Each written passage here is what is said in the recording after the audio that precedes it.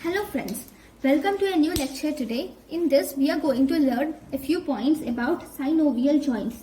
Synovial joints are the most evolved joints.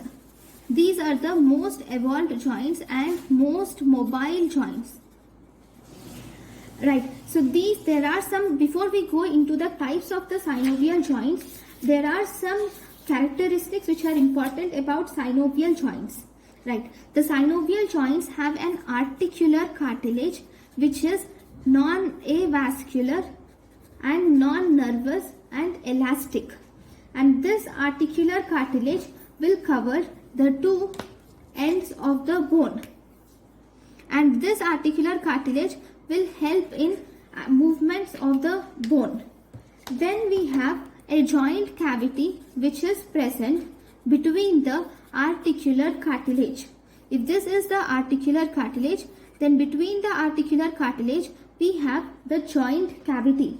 And this joint cavity is filled with synovial fluid which provides lubricating surface for the fluid, it provides lubricating surface for the movements. Then the whole joint is again covered by an articular capsule. Okay, this is all, the whole joint is also covered by an articular capsule. This articular capsule is made up of fibrous capsule lined by a synovial membrane. This is the capsule and this is also lined by a synovial membrane. Okay, there is synovial membrane lining this articular capsule. And this articular capsule is actually reinforced or strengthened by, we have some capsular ligaments or true ligaments which are the thickenings of the fibrous capsule. These are the thickenings of fibrous capsules, okay, which will help in giving strength to the joint. Then there are also some accessory ligaments. These accessory ligaments may be intracapsular or extracapsular and they give additional strength to the joint. And we have various degrees of movement are possible for this synovial joints. Right, so these are the properties of synovial joints. So now let us learn about the different types of synovial joints. Okay, the first type of synovial joint is more or less plain or flat. It is flat or plain and this is called as plain synovial joints. These plain synovial joints they have gliding movements. They permit gliding movements in various directions. They provide gliding movements in various directions. Then the examples of these plain joints are, these include we have intercarpal joints, okay, which are plain synovial joints. Intertarsal joints are plain synovial joints. Chondrosternal joints, costovertebral joints, zygapophyseal joints, joints present between the articular process of vertebrae, patellofemoral joints, acromioclavicular joint, superior tibiofibular joint. Okay, this also includes other joints like intercarpal joint, intertarsal joint, right, intercarpal joint, intertarsal joint, carpometacarpal joints, okay, tarsometatarsal joints, intermetatarsal joints, intermetacarpal joints. That means all the joints of small bones of hands and legs like intercarpal joints, intertarsal joints, carpometacarpal joints, tarsometatarsal joints, intermetatarsal joint and intermetacarpal joint. Okay, then it also includes chondrosternal joints, costovertebral joints, and also costotransverse joint, that is the joint between the rib and the transverse process of vertebrae, which is costotransverse joints. Then it also involves zygapophyseal joint, joint between the vertebrae, right? Patellofemoral joint, superior tibiofibular joint. Then we also have sacroiliac joint. Okay, then it also involves the interchondral joint, that is the joints between the two ribs. Okay, interchondral joints between 5 to 9 ribs. Okay, also involves in plain joints. Then the joints of the larynx, which are cricothyroid joint,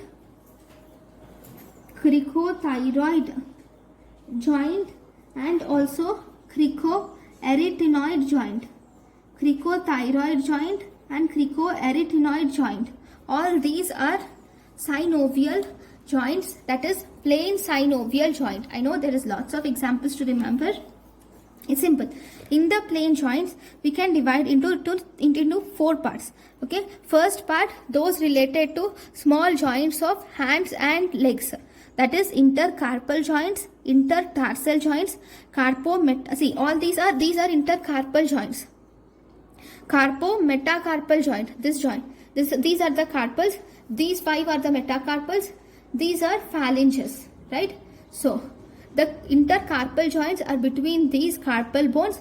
Then we have carpometacarpal joints, and similarly in the leg we have tarso-metatarsal joints, and we have intermetacarpal joints also, that is between the 2 metacarpals, that is intermetacarpal joints.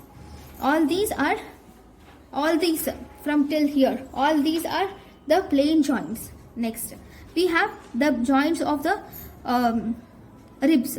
Related to ribs, we have interchondral joints, that is the joints between 5 to 9 ribs. Then we have chondrosternal joint, the joint between, the joints of the sternum with the ribs. Then we have costovertebral joints, that is the joints of the ribs with the vertebrae. And we have costotransverse joints, the joint of ribs with the transverse process of vertebrae. Okay, this is one group. This you can take it as one group. Okay, then you have these two. These two are cricothyroid joint and cricoarytenoid joint, which are the joints of larynx. Okay, then you should remember these. So we have leg, related to leg, we have patellofemoral joint and superior tibiofibular joint, and we have acromioclavicular joint and joint between the articular process of vertebrae. These you should remember. So this is about the plain joint. Then the second type of joint are hinge joints. See, hinge joints are like pulley shaped joints where there are strong collateral ligaments attached to these joints.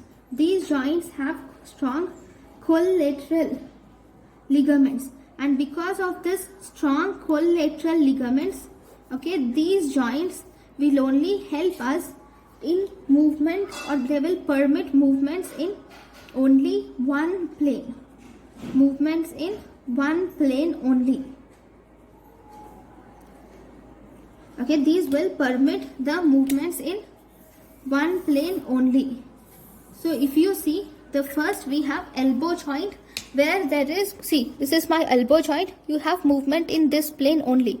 See, even if you try to adduct or abduct, instead of elbow joint, for this, supination and pronation, we are using the radioulnar joint, but not the elbow joint. Okay, similarly, for adduction and abduction, we are actually taking the help of other joints also. So the flexion and extension is the the movement which is primarily done by elbow joint. Okay, so here there is movement in one plane only. Similarly, if you see this, all interphalangeal joints, all these interphalangeal joints, there is only movement in one plane, right? You can't see if you are trying to move it this side. So this metacarpophalangeal joints are moving, but not this interphalangeal joint. Here you can't move them, right? So these are one joint only. Similar, one plane only. Movement is present in one plane only. Similarly, we have ankle joint, triplanar hinge joint, where the movement occurs in one plane. Then we have hinge joints, pivot joint. Pivot joints are also called as trichoid joint. Pivot joint or trichoid joint. These will comprise a central bony peg surrounded by osteoligamentous ring. Okay, these have a central bony peg surrounded by osteoligamentous ring. Anyways, these actually permit movement along the vertical plane. These include superior and inferior radio-ulnar joints and median atlanto-occipital joint. So if you see here the movement here, this is the superior radio-ulnar joint and this is the inferior radio-ulnar joint. So here in this radio-ulnar joint, the movement is in the vertical plane. This is the vertical plane, right? Here the movement is in the vertical plane and there is only one way of movement. See, this movement is only in one direction and in vertical plane. See, the difference is even here the movement is in one plane. Even here the movement is in one plane. Okay, but here the movement here in one plane in vertical direction. Excuse me. Whereas in hinge joint, the movement of in one plane is in horizontal direction. That is the difference. The movement in one plane in hinge joint is in horizontal direction, whereas or horizontal axis, we can tell it as axis, whereas the movement in pivot joint is in vertical axis along one plane. Examples are superior and inferior radio-ulnar joint, median atlanto-axial joint, median atlanto-axial joint. Then we have condylar joint. So in the condylar joint, as the name says, there will be two distinct condyles. See, there will be two distinct condyles. These are the condyles which are fit to the concave surface. So these are condylar joints. These condylar joints permit movement. They permit movement in one plane mainly, but one plane mainly around the transverse axis. They permit movement along one plane along transverse axis, plus they also permit the movement partly in vertical axis also. So they have two movements. One we have partly in vertical axis and movement in one plane around the transverse axis. The examples are knee joint, right and left jaw joints of temporomandibular joint. Okay. Then we have elliptical joints. The elliptical joints. These elliptical joints includes they have oval convex male surface, which is, see, we have oval convex male surface which is fitting to a female surface which is concave and elliptical. There is a oval convex male surface which is fitted to the concave elliptical female surface. This will help in movement of free movements in both the axes. Free movements in transverse axis and also antero-posterior axis. It will help in movement in transverse axis and antero-posterior axis. Examples are atlanto-occipital joint, where there is transverse movements and atlanto-occipital axis movements. Metacarpophalangeal joints, metatarsophalangeal joints, radiocarpal joints, or this radiocarpal joint is nothing but wrist joint. I'll just show you an example with metacarp or wrist joint. See, this is the wrist joint. In wrist joint, we have in the transfer, this is the transverse axis, we have flexion and extension, where you have two movements in one plane. Okay, transverse axis, flexion and extension. And in the wrist joint, you will also see adduction and abduction along the antero-posterior axis. So you have free movements in two main axes, one in the transverse action, second in the antero-posterior axis. Similarly, this is metacarpophalangeal joint. Even here you have flexion, okay, and extension in one plane, and you also have adduction and abduction in the other plane. Okay, this is the example of ellipsoid joint. I'm really sorry, I wrote a mistake here. This is ellipsoid joint, right? Ellipsoid joint. Next example is we have saddle joint. Or what is the saddle joint? In the saddle joint, I'll draw this here. In the saddle joint, we have concavo-convex surface. Okay. Similarly, even here, in the other bone, we have concavo-convex surface. We have convexo-concave or concavo-convex surface, which are fitting exactly on both the sides. Okay. This movement are similar to ellipsoid movement, but there is some additional amount of rotation in the third axis also. So here these saddle joints have movement is possible in saddle joint in transverse axis and antero-posterior axis, plus there is some rotation seen with the third axis. In the third axis, you will see some amount of rotation. That is called as saddle joint. So what are the examples of saddle joint?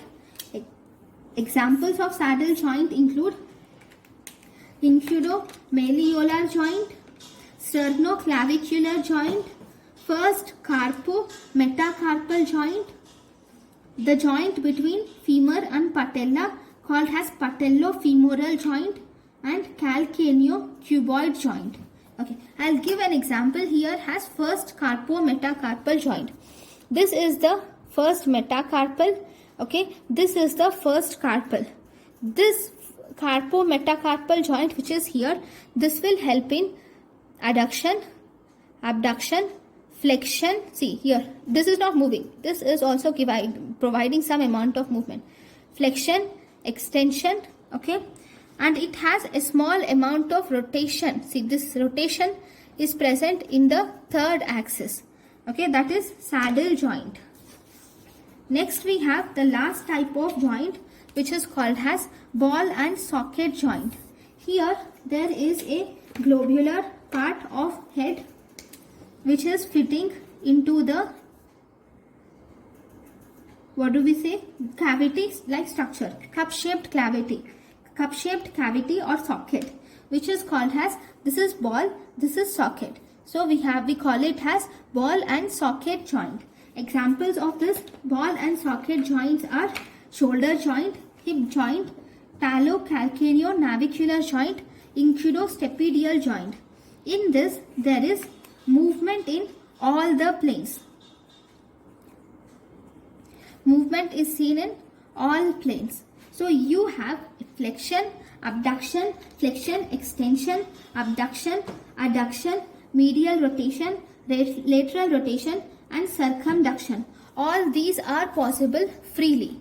Okay, so this is about the ball and socket joint.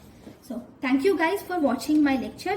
These are the different types of joints, synovial joints available. Thank you for watching my lecture. Thank you.